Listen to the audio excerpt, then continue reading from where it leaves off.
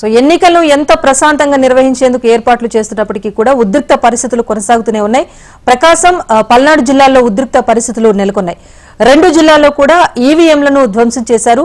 దర్శి నగర పంచాయతీ పరిధిలోని 132వ number polling booth లో ఈవీఎంను టీడీపీ 2వ వార్డు కౌన్సిలర్ వేమిరెడ్డి చెన్నారెడ్డి ధ్వంసం చేశారు. దీంతో అక్కడ పోలింగ్ నిలిచిపోయింది. అధికారులు ప్రత్యామ్నాయ చర్యలు చేపట్టారు. ఇటు పల్నాడు జిల్లా రెంటచింతల మండలం జట్టిపాలెంలో కూడా ఈవీఎంలను ధ్వంసం చేశారు. పోలింగ్ బూత్ నంబర్ 215లో ఈవీఎంలను టీడీపీ కార్యకర్తలు పగులుగొట్టారు. దీంతో అక్కడ పోలింగ్ కాసేపు నిలిచిపోయింది.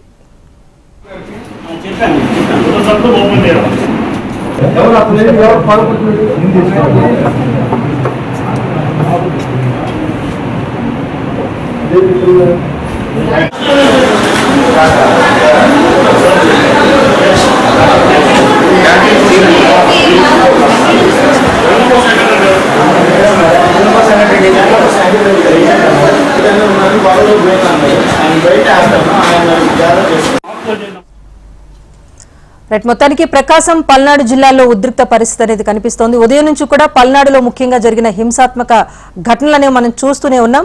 సో ఇప్పుడు పర్టికులర్ గా 2 జిల్లాల్లో ఈవీఎంలను ధ్వంసం చేసేశారు. దర్శి నగర పంచాయతీ పరిధిలోని 132వ నెంబర్ పోలింగ్ బూత్, అలాగే అక్కడ 215వ నెంబర్ పోలింగ్ బూత్ లో కూడా ఈవీఎంలు ధ్వంసం చేసినట్టుగా తెలుస్తోంది. ప్రస్తుతం అక్కడ పరిస్థితికి సంబంధించి తాజా అప్డేట్ మా ప్రతినిధి రాజేష్ అందిస్తారు. రాజేష్, చెప్పండి, ఉదయం నుంచి కూడా హింసాత్మక ఘటనలు చోటు చేసుకుంటున్న ప్రాంతంగా పల్నాడును మనం పేర్కోవచ్చు. సో ఇప్పుడు ఎక్కడైతే దర్శి అలాగే ఇంకొక ప్రాంతం, ఈ 2 ప్రాంతాల్లో కూడా పోలింగ్ నిలిచిపోయినట్టుగా తెలుస్తోంది. సో ఇంకా అర్ధగంటకు పైగా సమయం ఉన్న నేపథ్యంలో ఎన్నికల సిబ్బంది ఏమైనా యాక్షన్ తీసుకోబోతున్నారా? పోలింగ్ పూర్తిగా నిలిపివేసినట్టేనా?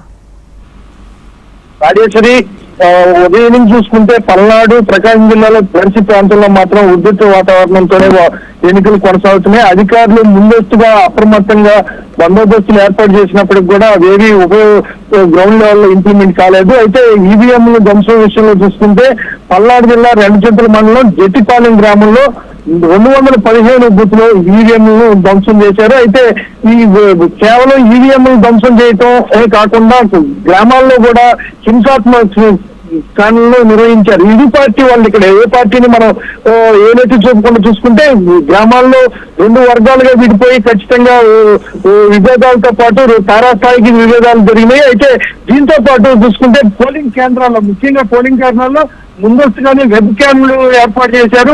పూర్తి స్థాయిలో ఎక్కడైతే వివాదాలు జరుగుతాయని ముందస్తుగా గమనించారు ఎలక్షన్ కమిషన్. ఆ కేంద్రాలను పూర్తిగా సీసీ కెమెరాల పర్యవేక్షణలో ఏర్పాటు చేసినప్పుడు కూడా ఎన్ని భద్రతా ఏర్పాట్లు, అదేవిధంగా ప్రజల్లో అవేర్నెస్ ఎక్కడికెక్కడ ఏ విధమైన సమస్యలు తలెత్తినా కానీ చర్యలు కఠినంగా ఉంటాయని చెప్పినా కానీ గ్రామాల్లో మాత్రం దానికి భిన్నంగానే ఇక్కడ వివాదాలు చోటు చేసుకున్నాయి. ప్రధానంగా చూసుకుంటే ప్రకాశం జిల్లాలో దర్శిలో ఉదయం నుంచి హింసాకాండలు మొదలవుతానే ఉంది. ఉదయం నుంచి దర్శి నియోజకవర్గంలో పూర్తిగా గతంలో ఎన్నడూ లేని విధంగా కూడా దాడులు కొనసాగాయి. అదేవిధంగా పల్నాడు జిల్లాలో చూసుకుంటే మాత్రం పలు చోట్ల ఒక 2 గంటలే కాదు, మాచర్ల నియోజకవర్గంలో ఇప్పుడు అన్ని మండలాల్లో కూడా ఇదే పరిస్థితుంది. నరసరావుపేట నియోజకవర్గంలో కూడా ఇదే పరిస్థితి కొనసాగుతుంది. అయితే పల్నాడు జిల్లాలో మూడు నియోజకవర్గాల్లో ఇదే పరిస్థితి కొనసాగుతుంది రాజేష్. అయితే పూర్తి స్థాయిలో చూసుకుంటే పల్నాడు జిల్లాలో కూడా ఎక్కువ హింసాకాండలు జరిగినాయి. అయితే ఈ ఈవీఎం మిషన్లు చెడిపోయిన చోట అధికారులు అప్రమత్తమై అప్పటికప్పుడు ప్రత్యామ్నాయ ఏర్పాట్లు అయితే చేశారు. అయితే అప్పటి వరకు పోలైన ఓట్లు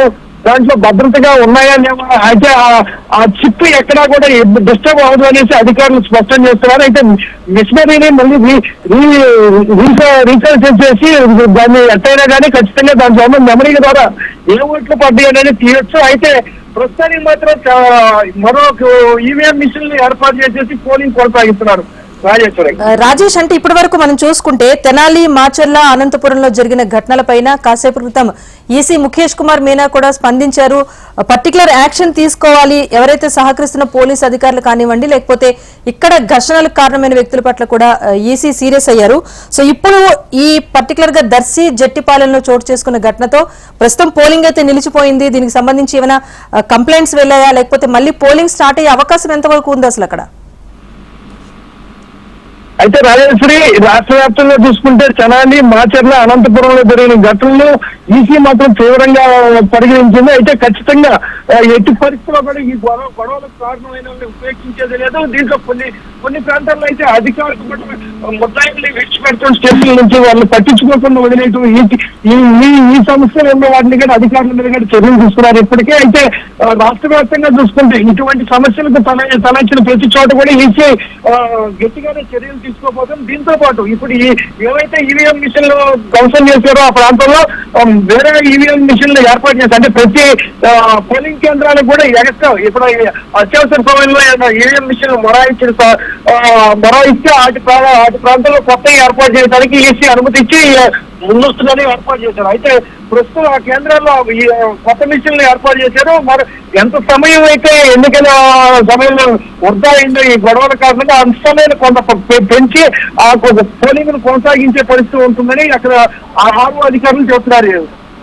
రైట్, థ్యాంక్ యూ రాజేష్. మొత్తానికి దర్శి జట్టిపాలెంలలో ఈవీఎంలను ధ్వంసం చేసేశారు. ప్రస్తుతం అక్కడ పోలింగ్ అయితే నిలిచిపోయింది.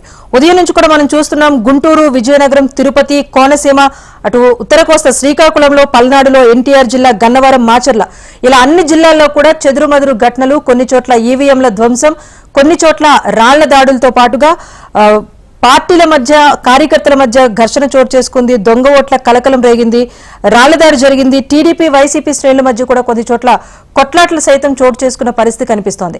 అయితే ఎక్స్ట్రా ఈవీఎంస్ ఏర్పాటు చేసినప్పటికీ కూడా సమయం అనేది ముగిసిపోతుంది కనుక ఇంకా 6 గంటల వరకు సమయం ఉంది.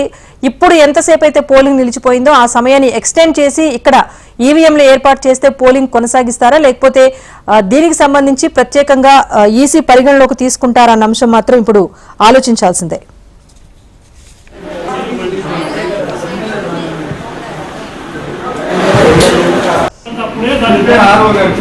చెప్పండి